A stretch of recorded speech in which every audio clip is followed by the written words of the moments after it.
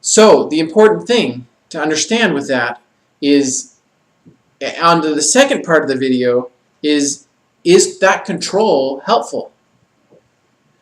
For this question, I often like to look to the Bible as an example, the scriptures. And sorry if you're not religious, I think the example still works either way.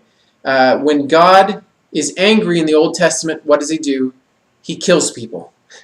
When Jesus is angry in the temple, what does he do? He throws people out. When Moses is angry, what does he do? He breaks the 10 Commandments. If you look at examples in history, when people are angry, what do? You know, they do things like this. Anger is all about pushing people away, about cutting things off, even to the point of killing, to force something to happen. Anger always pushes people away. So if the point is to push people away, if somebody's being abused or something like that, then anger may be great. It may work perfectly for you. But you have to really stop and go, how many times have you ever been angry and really seen it bring people closer together?